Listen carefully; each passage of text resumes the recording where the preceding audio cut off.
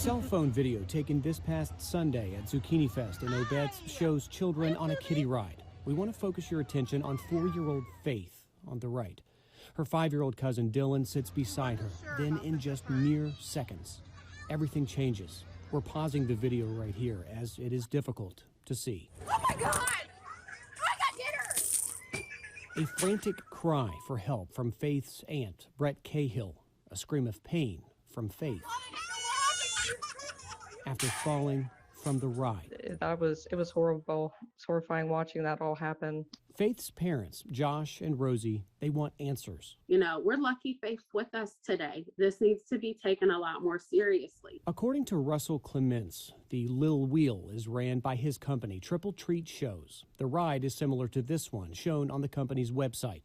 According to Brett, Clements came over to help and directed them to the paramedic tent where Faith was looked over and released. Was it ever offered to her? Was it ever offered to you all for her to go by ambulance? No, it was never offered. They just said that they felt like she was okay. She was moving her arm. Clements filled out this incident report saying Faith had fallen about 3 feet and had a bruise and a knot on her right arm.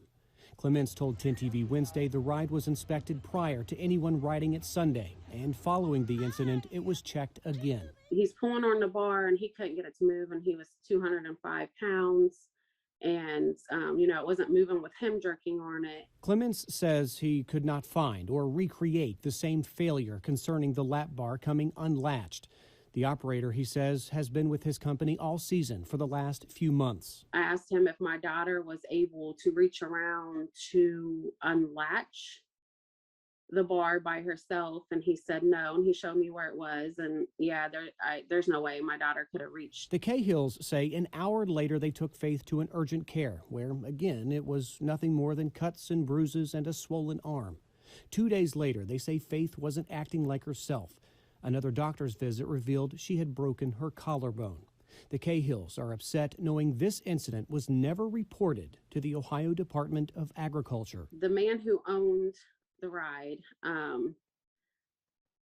never sent a report, but he never had to send a report. Back in June, we told you about Tyler's Law and how this new state law changed safety measures and standards for amusement rides in partnership with the Ohio Department of Agriculture after Tyler Jarrell died in 2017 while riding a ride at the state fair that broke apart. We thought there was no loopholes with anything. I mean, we thought this new law, things had to be reported.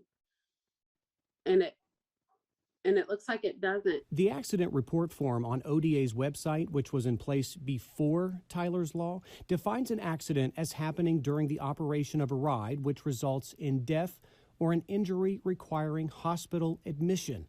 Because Faith was never admitted, it was never reported. The medical evidence is there, whether she went by squad or went after by us taking her. Like, had we known what the protocols were, we would have followed them. But us being the general public, we don't know the laws around this. ODA confirms it is talking with Faith's family, and it is investigating to see if the ride was operated safely and properly. It also says the Lil Wheel passed its inspection prior to the Zucchini Fest and is properly permitted.